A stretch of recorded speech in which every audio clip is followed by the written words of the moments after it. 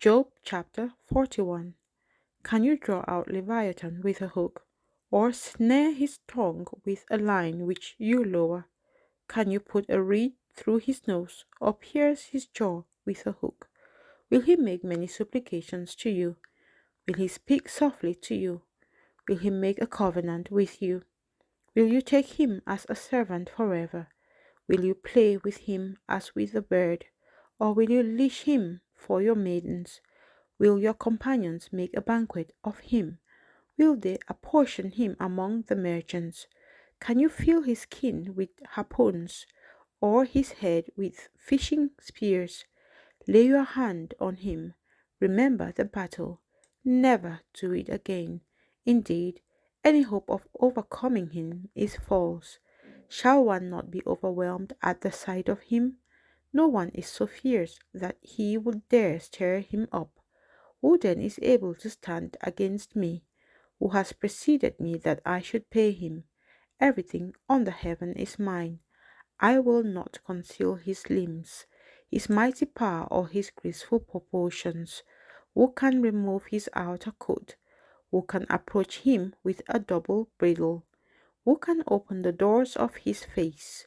With his terrible teeth all around, his rows of scales are his pride, shut up tightly as with a seal. One is so near another that no air can come between them. They are joined one to another. They stick together and cannot be parted. His sneezings flash forth light, and his eyes are like the eyelids of the morning. Out of his mouth go burning lights. Sparks of fire shoot out. Smoke goes out of his nostrils, as from a boiling pot, and burning rushes. His breath kindles coals, and a flame goes out of his mouth. Strength dwells in his neck, and sorrow dances before him. The folds of his flesh are joined together. They are firm on him and cannot be moved. His heart is as hard as stone, even as hard as the lower millstone. When he raises himself up, the mighty are afraid. Because of his crushings, they are beside themselves. Though the sword reaches him, it cannot avail, nor does spear, dart, or javelin. He regards iron as straw, and bronze as rotten wood. The arrow cannot make him flee. Sling stones become like stubble to him. Darts are regarded as straw. He laughs at the threat of javelins. His undersides are like sharp potsherds. He spreads pointed marks in the mire. He makes the deep boil like a pot. He makes the sea like a pot of ointment.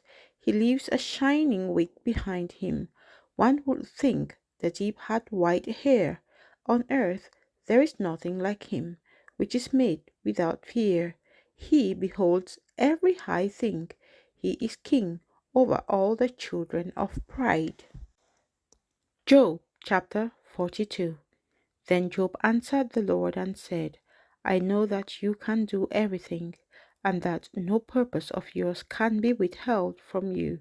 You asked, who is this who hides counsel without knowledge? Therefore I have uttered what I did not understand, things too wonderful for me which I did not know. Listen, please, and let me speak. You said, I will question you, and you shall answer me. I have heard of you by the hearing of the ear, but now my eye sees you. Therefore I abhor myself, and repent in dust and ashes. And so it was, after the Lord had spoken these words to Job, that the Lord said to Eliphaz the Temanite, My wrath is aroused against you and your two friends, for you have not spoken of me what is right, as my servant Job has. Now therefore, take for yourselves 7 bulls and 7 rams. Go to my servant Job and offer up for yourselves a burnt offering, and my servant Job shall pray for you, for I will accept him, lest I deal with you according to your folly, because you have not spoken of me what is right, as my servant Job has.